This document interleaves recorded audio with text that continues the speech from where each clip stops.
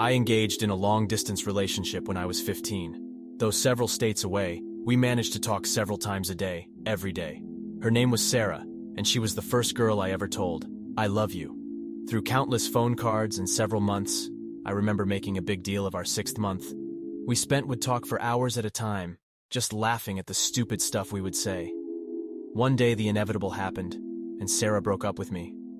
She cited several vague reasons, and I finally asked if there was someone else. She said there was, which I found comforting. At least there was someone to be there with her, like I couldn't. Heartbroken, but consoled, I told her she was welcome to call me anytime she wanted.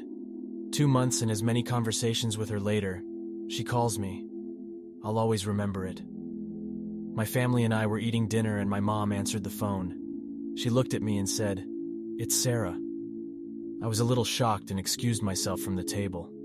I ran around the house to find a cordless that worked and took it upstairs.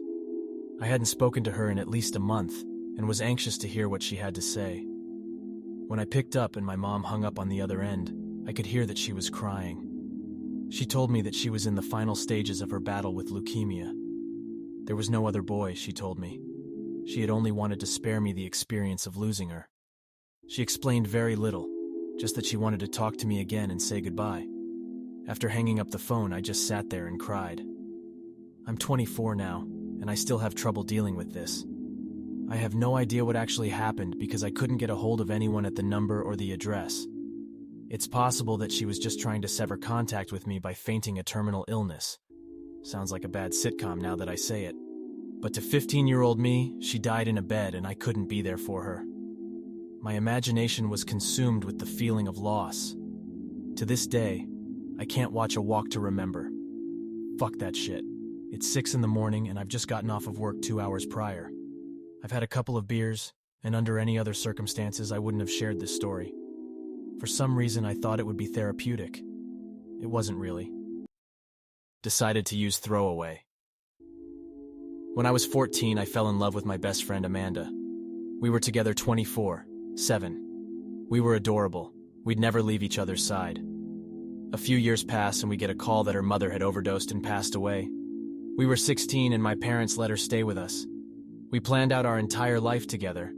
We were going to move when we were 18, get married and have kids. We were going to be together forever.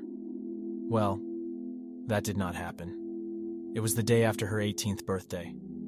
I got a nice room at a hotel in Reno and figured we could walk around and see everything. We were from a small town.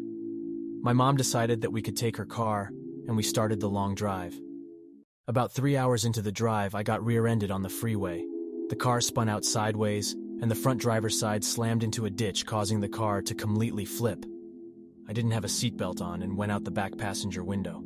I woke up. There was dust everywhere. I didn't see her. I look back and see the car upside down and tires still spinning.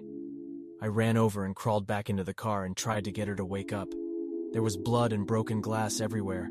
I can still smell and taste the dust of the airbag and the blood in my mouth. She never moved. I laid there by her side until I passed out. I woke back up in the hospital with everyone around me. They kept having to push me down and tell me not to move. I had to find her. I had to know she was okay. No one would answer me. They told me to stay calm, that I had fractured my skull and I needed to be still. They gave me a shot, and I was out. 4 days later, I woke up. I could barely move. That's when my parents came in and told me she had died right then and there in the car. The first response team told my parents that I had been found inside the car holding her hand. I have prayed every night since then, 3 years ago, but it feels like yesterday, for God to give her back to me. To this day, I know that it wasn't my fault, but I still can't come to terms with it. I lost more than a girlfriend that day. I lost part of my own life along with her.